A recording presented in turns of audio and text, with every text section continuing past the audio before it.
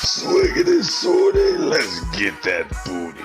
Hello, y'all. Welcome to another episode of the Slim Cogcast. It's nice to see y'all this Monday, and I want to jump right off in it and let you know what I've been playing this week. Of course, there will be the reaction to the latest episode of Attack on Titan going up this week as well, so keep a lookout for that. It's actually kind of weird having the podcast be on Mondays but Attack on Titan on Sundays, and I don't always find a window to be able to record on Sundays, but I would really appreciate if y'all would be patient for me, and it'll be here. It's gonna be here. It's coming. It's gonna get here. You're gonna take it. You're gonna like it. I hope you like it. I promise. But anyway, to kick off the week, so far, since I finished the DS Zeldas for the first time, there were other things in the library that I have not yet to touch and always wanted to while the DS's lifespan was going on. And Dawn of Sorrow, Castlevania, is one of those titles. And I began it. It's not too different from the original, which is a good thing, but also a step up in certain ways as well. Some sprites are a little bit better. It's got smoother parallax scrolling, I noticed, and the frame rate is significantly higher than the GBA's what was it, Dawn of... No. Wait, it is called Dawn of Sorrow, right? Hold up. Yeah, Area of Sorrow. Okay, to give you some background, I loved Area of Sorrow. It's one of my favorite Castlevanias. Not only the simplicity, but the perfect melding of Castlevania Symphony of the Night and more up-to-date new features, you know what I mean? The Soul feature is a very good feature and ingenious, if you ask me, and it adds a lot to the game without taking anything away. So yeah, I love it, and it works just as good in this game as it did in the first. And really the only difference that I've seen thus far in terms of DS gameplay, because you know it's going to be a requirement to use the hardware features from Nintendo for the most part. So the only thing I've come across was like ice blocks that could only be broken if you use the touchscreen, which is a default ability. You don't have to like get some upgrade or something. And the other being a slider puzzle in order to rearrange a bunch of rooms to allow you to walk through them. I hate slider puzzles, but I kind of like them. I don't know. It takes too much brain power, but it's fun to do. Anyway, yeah. Also, I forgot how the snake method works, and I need to relearn that. But anywho, that's neither here nor there. Thus far, it's good. Ain't exactly super hard. Then again, I've had some decent RNG on some souls that dropped. I have the little haymaker punch that you get from the manslaughter soul, which is like super good damage but bad range. But if you're able to get in close, one or two of those can kill mostly anything. And yeah, it was one moment where there's an alternate enemy, the other big fighting pig that does the Shoryuken, and I got that soul on the first time killing it, but died on my way back to the save point, and it hurt my soul. But yeah, that's what I'm in the middle of, and I can't wait to finish it. I'm actually having fun. Next, I'm gonna let y'all know that if you remember, I've been telling you about Half-Life 2. Oh man. So years ago, I think it was almost a decade ago actually, a friend of mine got me the Half-Life collection, and it came with some of everything. And I started it and I played it, but the older laptop that I had at the time, which could only handle like League of Legends, and it couldn't even do S4 League anymore, like it was real old and busted. And I took care of it as long as I could. I kept that thing alive for like, 5 years. A Compact Presario CQ60. Oh man, I'll never forget her. And she couldn't even run Half-Life 2 that well, so I had to let her go. Single cell processor, that was my baby. But yeah, long time ago, and I finally am able to actually play that game in arguably in its best running capacity, the best resolution and etc. that it was made for, without any mods. So yeah, I enjoyed it. It feels very early 2000s-esque, and it takes me back to those days like watching X-Play or something, you know what I mean? And reading game magazines. So yeah, it's crazy. I don't know what to call it, man. I don't know what to call it, but it's a weird effect. Now, one of the things that game has done that I don't see many games do today was gameplay progression along with story progression. Meaning, when you begin with no weapons and little to nothing, the first thing they give you is like a crowbar and then the pistol. And as you progress, you gain more and more and more weapons to where you become a one-man arsenal. I miss those days, bro. I miss the days of walking around in some silly first-person shooter and you just switch weapons between like 7 different things and just pulling rocket launchers out of your ass. Those are the times, bro. Those were when video games were video games. But let me stop sounding like a boomer. But yeah, it felt good, and it just felt like an innocent game where you were just supposed to take this roller coaster ride and experience this, varied experiences. Like, there's even the whole Ravenholm section was chef's kiss too. I see why it was so popular. It actually got me with a jump scare, and it wasn't even a good jump scare. I was disappointed in myself. The damn the head crab dude just pops out on your left after you enter this like real fucked up looking like shack looking place, and he just bursts out of the wall. The animation wasn't even that like, astounding. It was probably great for his time, but I don't know how that jump scare got me. But yeah, I was happy in the end that it did though. That means the game did its job, I guess, or I'm just a pussy. Still, Half-Life 2 good game. Even respected the fact that toward the end, since the old game, it's not really spoilers, but toward the end when you get inside the big tower, the little facility that the dude was hiding in, 2 times you had to just, you get used to having control over the environment in the world, and you just had to look around the environment and make a path forward or find the path forward. But toward the end, they're like, yo, the path forward, you just get in one of these things and surrender the power that you had in the game thus far, twice. And you make progress in that, and I find that to be a great change of pace. It's super cool, and it's very genius in a game design standpoint, because at that point you had to climb the tower to get up, further and further. But instead of constantly making new areas for the character to traverse and be able to stand on in order to go up, several stories worth of verticality, why not just have them ride an elevator and get there in time while also laying out more story and plot before them? That's so genius. It's a great design choice. Very solid game, and I say it holds up. And the only thing that would really like bring it into the modern era is a graphical update. But mechanical wise, it works well. The whole rocket launcher to defeat the alien ships that come through, but they have like a defense system on the front of the ship. So you have to use the laser guiding system on the rocket to guide it back to the ship in order to shoot it in the back. So you have to shoot the rocket off target so that it won't get deflected from the defense system, and then direct it back to the ship once it passes the target by holding the laser onto the ship itself, and then it will circle back and cause impact. That's so good. I haven't seen that in a game since. Any other game now, if Half-Life 2 was made now, it would have been just lock onto target by holding button and then let the game do the rest. Probably a pre-baked, animation for it. So I respect that a lot. That was a real good feature. So yeah, obviously you could tell I had a good time with it. And now I gotta feel the hollow emptiness of everybody else waiting on Half-Life 3. So, anywho,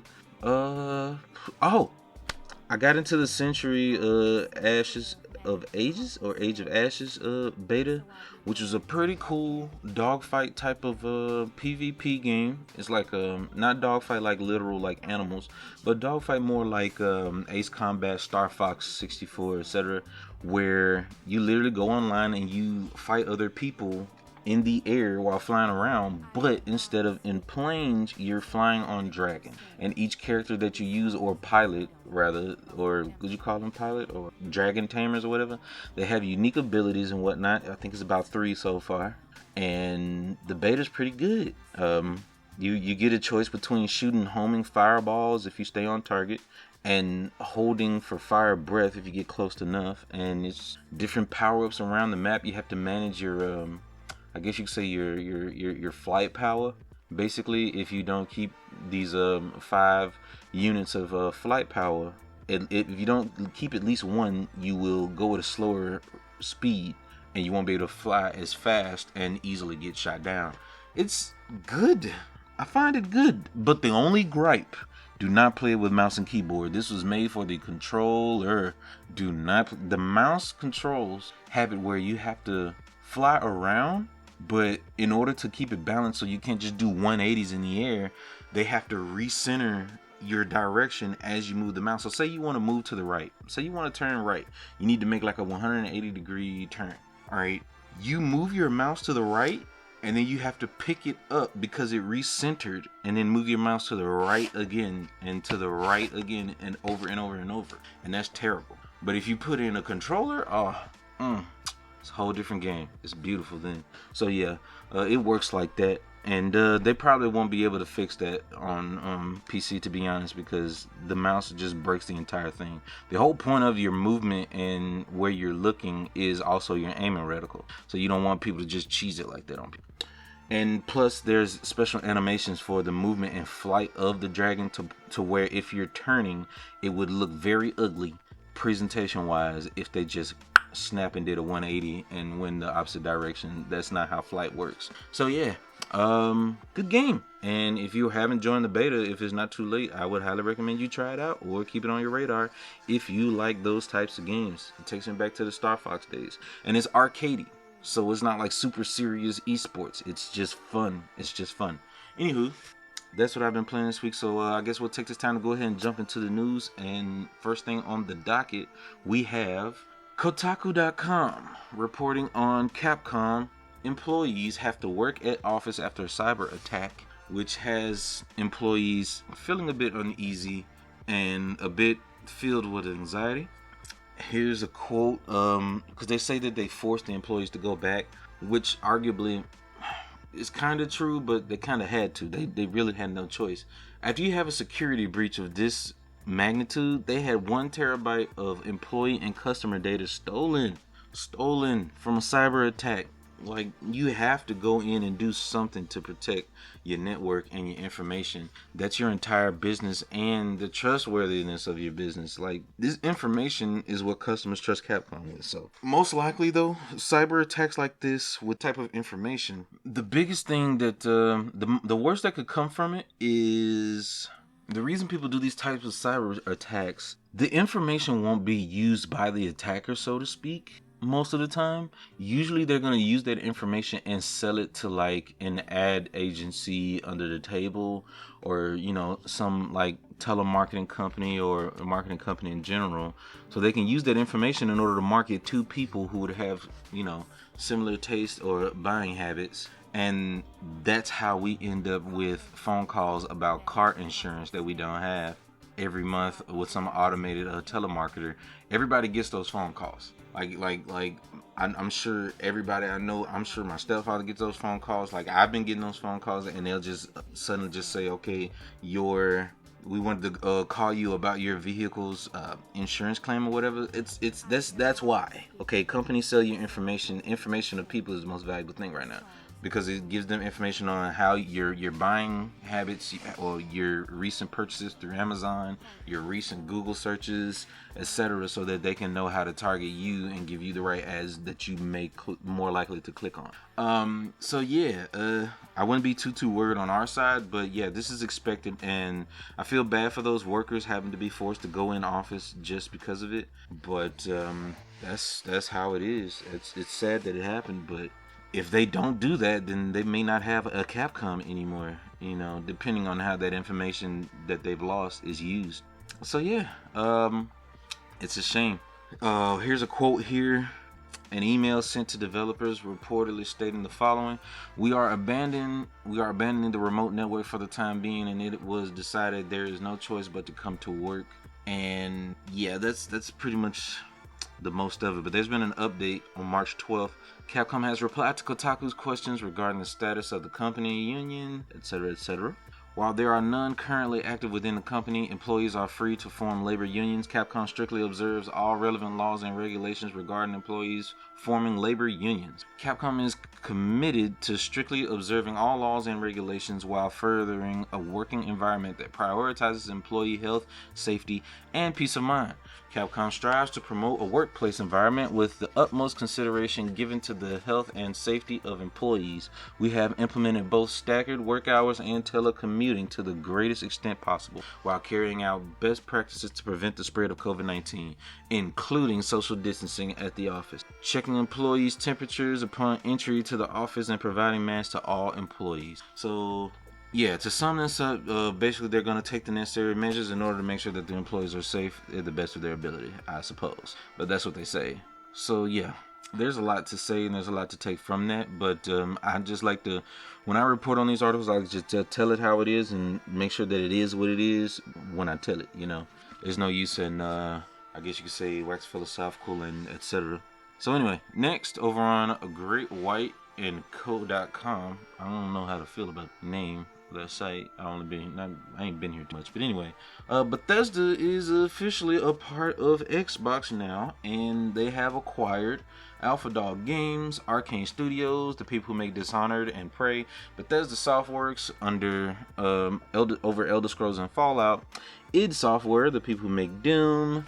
Of course, MachineGames, which did Wolfenstein and Indiana Jones, Roundhouse Studios, Tango Gameworks, those who do With Evil Within, and their upcoming, Ghostwire Tokyo, Shinji Mikami development studio, ZeniMax Online Studios, who run the Elder Scrolls Online. So there you have it. It's official now, and they had a whole stream roundtable, and it wasn't that interesting, but it was nice to see that they have completely come together, and this gives Xbox more punching weight, bro. Their Xbox has for a long time not been in the same weight class, and now I think they are. Anyway, next on GameSpot.com, game devs explain why doors are one of the worst features to implement, which is a very interesting article for me and a lot of good reads. And to sum things up, basically doors are so complicated because they don't have a singular function and so many different states of existence in a game to where they cause an insane amount of bugs. Because if you notice, most of the best games don't have doors, or they find some type of trick to get around having doors. One of the best tricks that's used in game design is making doors open automatically when you get close to them. And the secondary best implementation of a door is basically going up and actively having to press a button and having a pre-set animation to open the door. And that's usually the circumnavigation for it. But oftentimes, if it acts as an independent door in the game, it causes a crazy amount of bugs.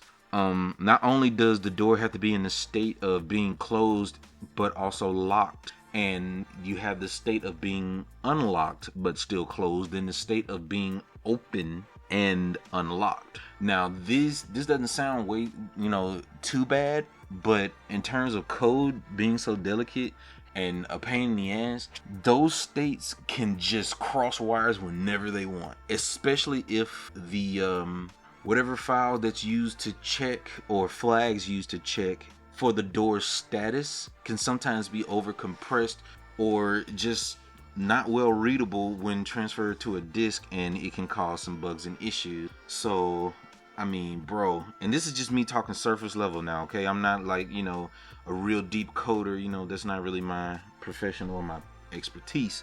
But in my experience and the information I've come across and in my life studies, this is how it goes, and it can be a pain in the ass.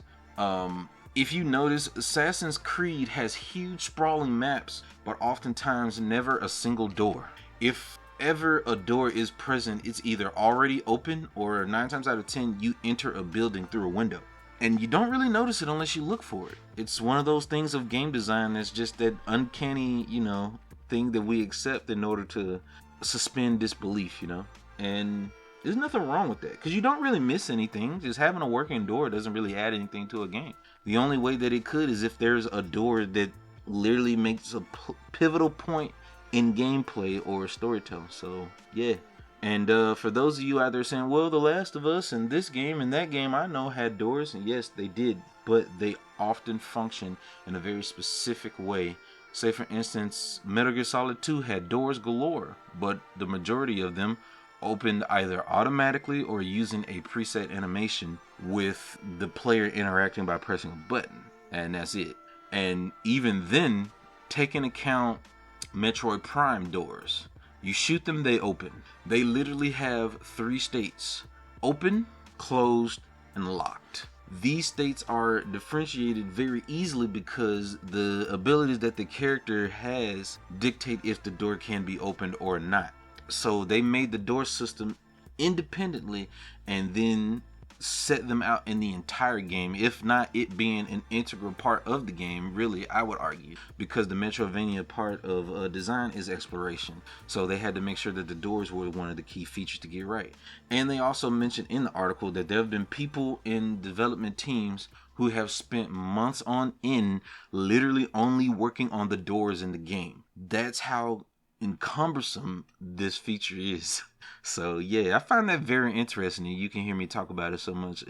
I love those type of things. It's very interesting. It's somewhat similar to how mirrors are implemented in games, whereas making a mirror reflection usually just was, hey, we have to make this entire animation inside this mirror on the opposite side, but just repeat everything and all movements that the player makes in reverse, and that's how they did mirrors in video games. But just recently, mirrors are done with ray tracing, and it ain't that much. But anyway, yeah, I find that cool. Next on the docket, and finally, GameDebate.com. Apple is under investigation in the UK for anti-competitive behavior, and quote, the CMA's investigation will consider whether Apple has a dominant position in connection with the distribution of apps on Apple devices in the UK, and if so, whether Apple imposes unfair or anti-competitive terms on developers using the App Store, ultimately resulting in users having less choice or paying higher prices for apps and add-ons. So yeah, basically what's supposed to be done a long time ago.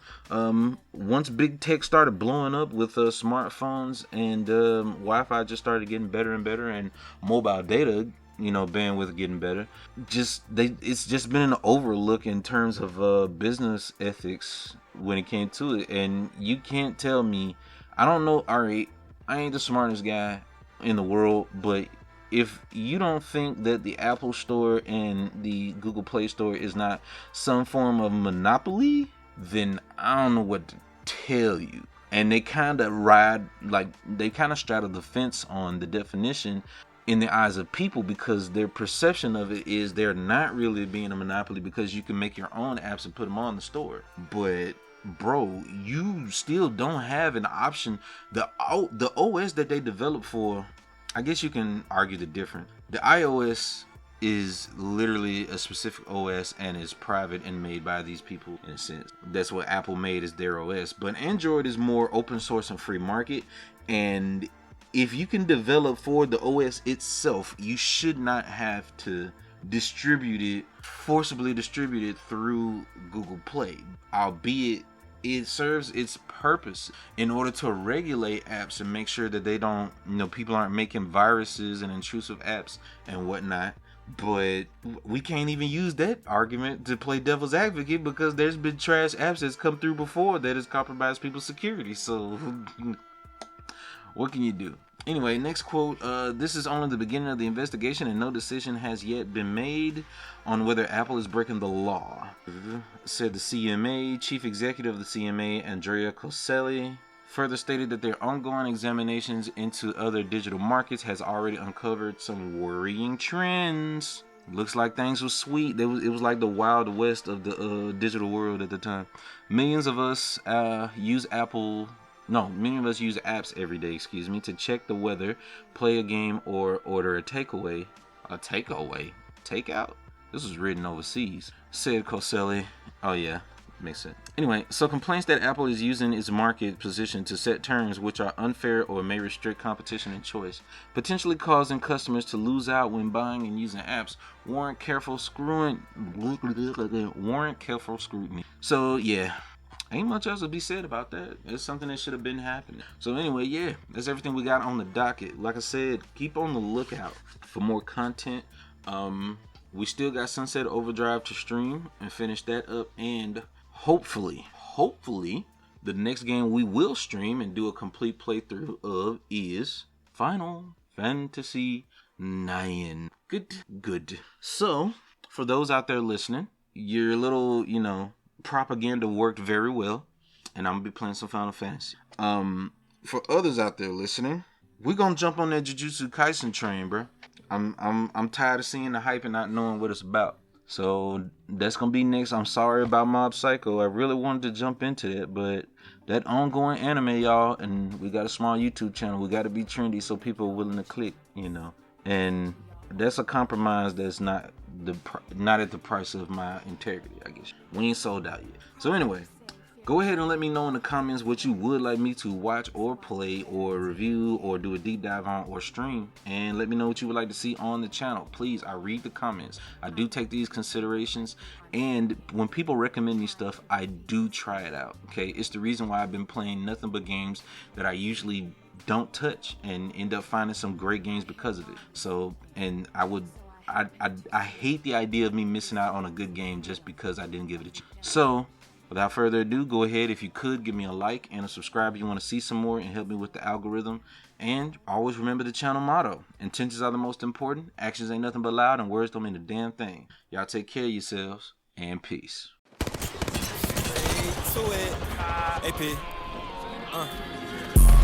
This not the Dooney, this the Blicky man. I'm a Osama been poppin', he got sticky bands. I got Nike Teffa drip, caught in my city pants. And I'm only stepping out with weight, don't need like 50 man. How could I just call on 50 niggas? Don't got 50 friends. And I got a gun, you think I'm lacking, that's for any man. Smoking on designer, this the runs, we got many strands. I done crossed a nigga once before, it was in my plan. They thinking that I'm soft, this is hardcore. Bro just went down for some drugs, and he brought more. Bro just went down for some drugs, then he caught 4. See you niggas posting the big guns, but they not yours. I'm headed to the top, I think I need a tour. 5, 4, 3, 2, 1, I think I need to score. Niggas they was sleeping on they P like he ain't on the board. Niggas they was sleeping on they P like what we need them for. Probably not the richest, but you know, if